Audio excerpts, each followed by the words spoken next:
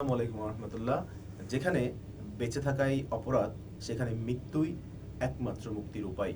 কথা বলছি ফিলিস্তিনিদেরকে নিয়ে, যেই ফিলিস্তিনে গত 2 দিন আগে ইসরায়েলিদের বর্বরোচিত ন্যাক্কারজনক হামলার তীব্র প্রতিবাদ এবং নিন্দা জানাই। আজকে আমার আলোচনার বিষয় হচ্ছে শাখা নদী এবং উপনদী। শাখা নদী এবং উপনদী থেকে বিভিন্ন সময় ভর্তি পরীক্ষায় প্রশ্ন আসলেও আমরা ভুল করে থাকি। শাখা নদী কি এবং উপনদী কি, এই বিষয়ে আজকে চলো আলোচনা করা যাক। উপরে দেখতে পাচ্ছ উপনদী। দেখো উপনদী কি, আমাদের যেই মূল নদী আছে, মূল নদী থেকে, অর্থাৎ যখন কোনো নদী মূল নদীতে এসে পতিত হয় তখন আমরা সেই নদীকে বলবো উপনদী।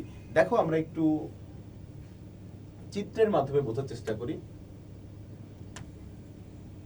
এইটি একটা নদী। এই নদীতে, অর্থাৎ এইখান থেকে একটা নদী শুরু হয়ে, এইখানে একটা নদী শুরু হয়ে যদি এই নদীতে এসে পতিত হয় তাহলে এই নদীকে বলা হবে উপনদী, অর্থাৎ এটি উপনদী। এরকম উপনদীর আমি উদাহরণ দিতেছি তোমাদেরকে।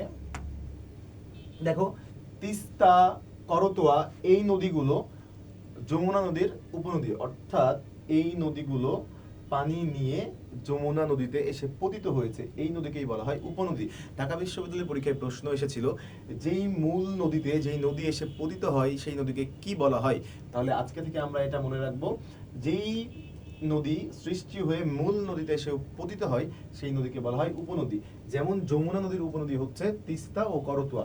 এবার আমরা জানবো শাখা নদী নিয়ে। দেখো শাখা নদী কাকে বলে।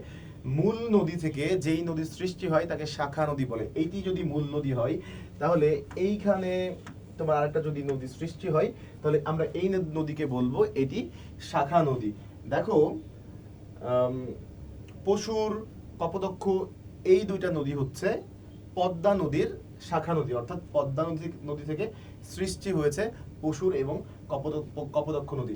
আবার এটা যদি আমরা মনে করি যমুনা নদী, এই নদী থেকে একটি শাখা নদীর সৃষ্টি হয়েছে, তার নাম হচ্ছে ধলেশ্বরী নদী।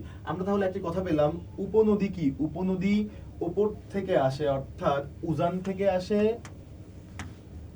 উপনদী পানি দেয়, আর উপনদী মূল নদীতে পতিত হয়। আর শাখা নদী, দেখো শাখা নদীর সৃষ্টি হয়, ভাটির দিকে যায়, আর কি শাখা নদী পানি নিয়ে যায়। তাহলে উপনদী এবং শাখা নদীর কনসেপ্ট আশা করি তোমাদের ক্লিয়ার হয়েছে।